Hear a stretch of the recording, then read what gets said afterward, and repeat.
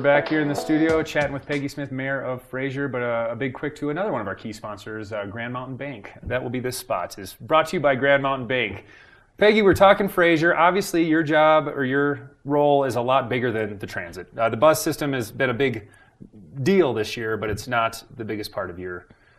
It's not the only thing we're Yes, working it's on. the biggest thing going on in Fraser right now. A lot of things going on in Fraser, which a lot of progression and great things coming up. And So yeah, one of the things that this board has been really proactive on is sustainability. Mm-hmm. It's really been something that we focused on. We hired McKinstry to come in and do an analysis. And who's McKinstry?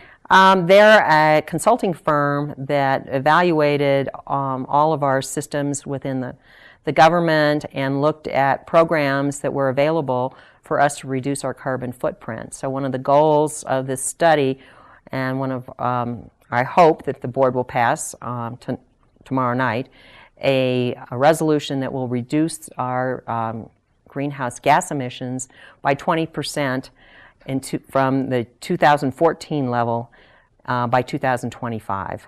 And so they... About 20%. Mm-hmm. And so this would be across the board, both community-wide and government. So is there smog problems downtown Fraser? What kind of was the motivating factor for this? Well, a lot of it was, cost savings. Mm-hmm. We were looking at how we could save some money, possibly in the wastewater treatment plant. We're also going to replace our light fixtures, street lights, with LED lighting. We're hopefully trying to partner with someone to do a solar garden, so that would be something that's basically... When you say partner, someone like find a location? Find a location and someone to help subsidize that. Colorado, I think they advertise it 300 days of sun. Is that kind of the, I don't know, what do you want to call it? Common knowledge in Colorado, Yes. I guess, is it's always sunny here. So that's a huge option. We're looking at retro-commissioning. Basically, it's a fancy word for coming in and evaluating existing systems, mechanical systems, to see how efficiently they can run, as well as winterization, both in our existing buildings at the government level, but also people in their own homes, and how they get rebates for that. So it's really an interesting So is the government program. still doing rebates if you put solar panels on your roof? Or the government up the still is, insulation? and mountain parks. So there's some opportunities here, and we want to Like you educate said, the you're public. not only more sustainable, but you're saving yourself money in the Right. long run. It could be a long run sustainer for your wallet too. So Turner's really excited about this solid waste diversion. So let's hear more about it. Well, what's going on there? That is another thing. We just got a grant from the Department of Health and Public Affairs, and that's something that is a countywide grant, which I'm really excited about because it's a problem throughout the entire county, especially since we lost, our, I guess, dump is the best way to describe it. And so now we're transporting all of our waste to the Front Range, and recycling is an issue.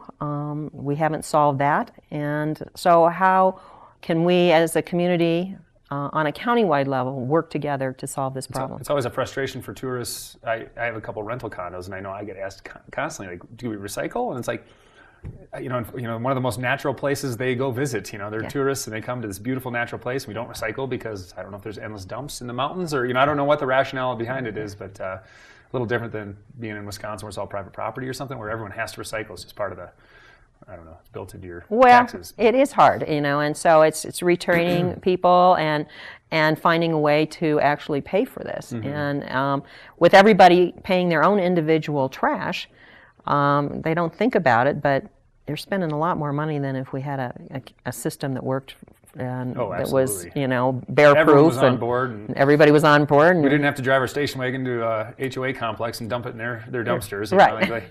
Like some people seem to think is the way to go. But so is there a solution that we're working on?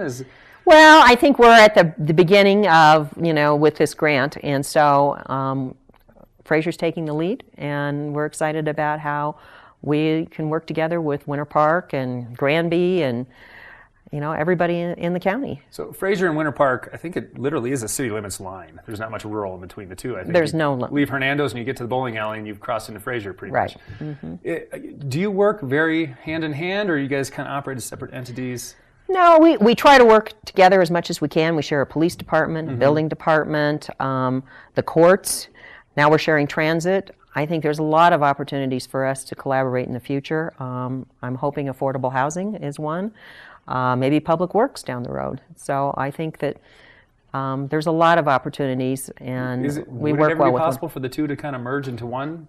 Well, I think as a long-term goal, that would be a great idea. We share a lot of commonality. Grand Park developing, and I mean, it's eventually we'll become one big continuous town, more or less. One big continuous town. And so, as we grow together and work, I think we're blurring the lines, and we'll see what happens. All right, well, we're going to take a quick break, but when we come back, we'll talk about some future plans. But right before we go to break, I just want to know, if you were going out to eat in Fraser tonight, where would you go?